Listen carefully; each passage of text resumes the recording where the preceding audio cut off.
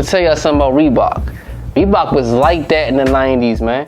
Nike wasn't just doing what they, you know what I mean? I know they had Mike and all that, of course, but Reebok, they had some moments, man. The 1991 slam dunk competition, D Brown covered his eyes, dunked it.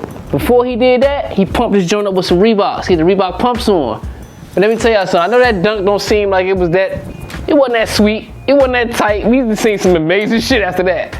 But at that time, that was considered pretty good because Michael Jordan was shooting his eyes closed. Shooting free throws with the eyes closed and all that.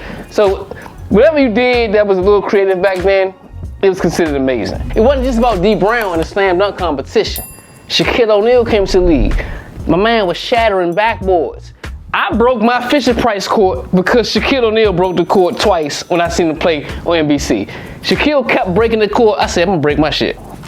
He was just showing me, just dunk on everybody. He was so dominant. Reebok had Shaq.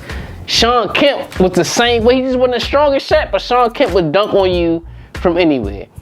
Shawn Kemp has been retired for over 25, 30 years. He probably still dunking on niggas in the house and everywhere he go. Shawn Kemp would dunk on everybody. Nobody was safe. He had the kamikazes in 1995. Shawn Kemp was going crazy. Reebok was on their game, man. Reebok was on their game. 96. Y'all know who got drafted in 96. We're not even about to play with y'all. Y'all already know who got drafted in 96. AI drafted in 96. Where'd he go? He ain't go to Adidas. He ain't go to Nike. The answer went straight to Reebok, man. And I'm gonna tell y'all something. When them questions came out, you gotta notice the shoe Iverson crossed Mike in. Mike had the cherry 12s on. He had the white cherry 12s on. They came out at the same time. Iverson caught Mike in them jumps and it was like, oh, what's going on? Reebok was like, fuck Nike.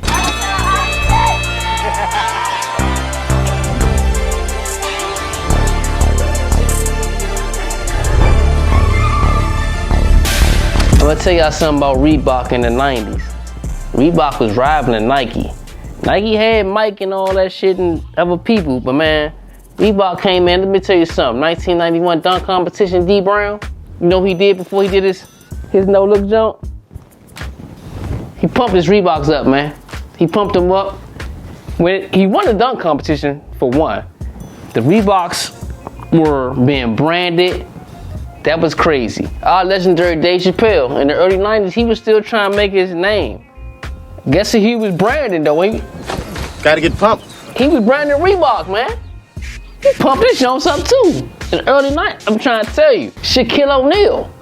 Y'all know damn well what Shaq was in the 90s, man. Y'all might not know some of y'all younger people. Shaq was before the Lakers in Orlando. He was crazy too. He was breaking backboards in Reeboks. He had his Reeboks on. Shawn Kemp, kamikazes on. Dunking on everybody. He had the kamikazes on, dunking on everybody. Playing against Mike in the finals. With the kamikazes on. Dunking on niggas. Reebok came in heavy, man. And look, if we gonna keep going with that, with AI and them, what 50 and Jay do? First of all, 50 Cent, Jay-Z.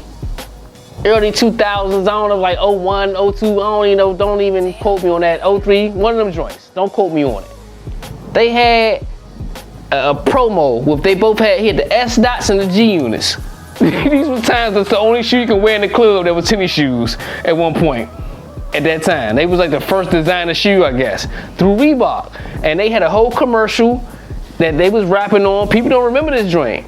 50 and Jay was rapping on the same commercial for Reebok. Reebok had a crazy run, and they still got a good run. And they ain't forget about y'all, mid-80s into the early 90s. The Reebok Classics, the Reebok Princess Classics. They was very soft and soggy. Y'all remember them joints? Movies like Footloose and all that was coming out, and the women had the Reebok Classic on because they was comfortable. Y'all was dancing in them, doing y'all thing. Y'all was going to parties in them. Y'all was flying them jumps. And the Reebok Classics, the low tops, y'all know, the senior citizens, that's what they used to wear. What up, nigga? Oh, damn, what up, Grandma? Reebok was actually cornering the market, for real. Everybody was wearing Reeboks, if you think about it. The Reebok Classics back then for the women was a staple. That's what they rocked with. But the men had some classic shoes on their own side of Reebok too.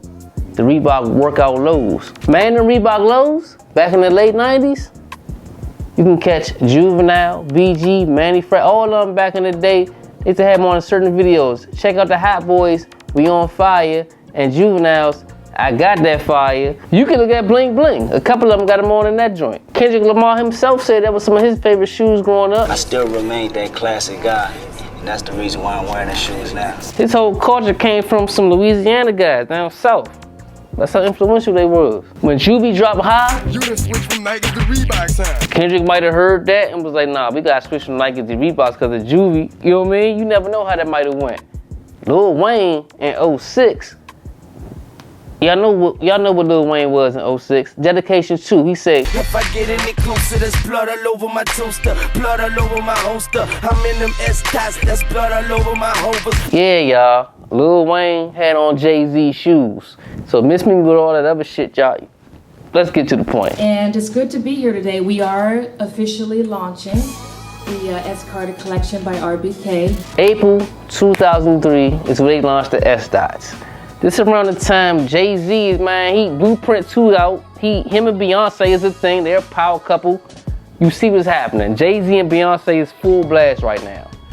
So at the same time that's going on, the S-Dots drop in April. They sell 10,000 pair at $100 a piece. And at that time, it's the highest selling shoe for the company. Reebok came to the table. You know, they was, excited to work with me, and I'm excited to work with people that's, excited to work with me. Reebok ain't even stop right there. Cause what if I tell you this? You probably don't believe this. Jay wasn't the biggest rapper at the time. It was 50. And G-Unit came out with the G-Unit. 50 and G-Unit came out with the G-Unit Reeboks alongside the S-Dots, and they went crazy. Every colorway went crazy. 50 Cent made $80 million from Reebok on a shoe deal back then. Back when Jay was caking off everything, including the S-Dots, 50 was cranking off Reebok too. That's crazy. Reebok just wasn't in sports. It was crossing over to music, also to movies. If y'all remember our culture classic, Above the Rim, Marlon Wayans played a character called Bugaloo. One of the scenes, he had the powder. And what's that for, man? Grit, baby. He was the powder nigga before LeBron. Don't get it twisted. He had the powder going on. He was doing the most. He had on the gold suit. He had on the pumps. He had the black and white vertical pumps. He had them on. And he was some trash, of course. But you know what I'm saying? For the scene and to set what it was for basketball culture, Reebok was there. Like the pumps was what Marlon had on. The whole time I feel like Reebok done caught on to what Nike do. These shoes was so prominent that Reebok retroed them in October 2023. I'm talking about the black and white vertical pumps. Speaking of Above the Rim, y'all know Pac was in Above the Rim, but his first movie was Juice. And if y'all remember the movie Juice, Q was trying on different shoes in the opening scene. And first of all, he from New York. I don't know what he doing. He ain't had no Timbs, no Air Force Ones, but he did have 3 pair of Reeboks. I give him credit for that. I don't know, he tripping though. I done got them XST Jones. The XST pumps, he passed on those. I done got those. He was tripping on that. And that was like what, the early 90s? Man, let's fast forward to the 2010s when Reebok selected Swiss Beats to bring out the Kamikazes again. But hold on, this is Swiss Beats Kamikazes. We all know Shawn Kemp was the original guy of the Kamikaze. That was Shawn Kemp's shoe. 2011, they wanted to rebrand it with Swiss Beats. All love the Reebok. They had multiple colorways. First of all, but the Sonic Green colorway, that was the one that hit the most. Matter of fact, Reebok was so serious about making the resurgence, they went crazy with the promo, bruh. They brought in Meek Mill and Rick Ross, pretty much MMG. They had Meek Mill redo the Tupac Back joint saying Reebok Back. Reebok Back. Reebok Back. Think about this, y'all. Tupac was in Juice. We seen the Reeboks in there. He was in the Above the Rim. That's how we even got to this point. We seen the Reeboks in there. And Reebok remade Tupac Back. You know what I'm saying? Tupac just linked to everything, man. Shout out to Pac, man. It's pretty interesting how Reebok reached out to Meek Mill to do the promo to bring the Kamikaze back out. Crazy. I remember Meek Mill when he was in Philly coming up. He had the dusty braids and all that. At that time, he wasn't even the king of Philly. You know who was? No other than AI.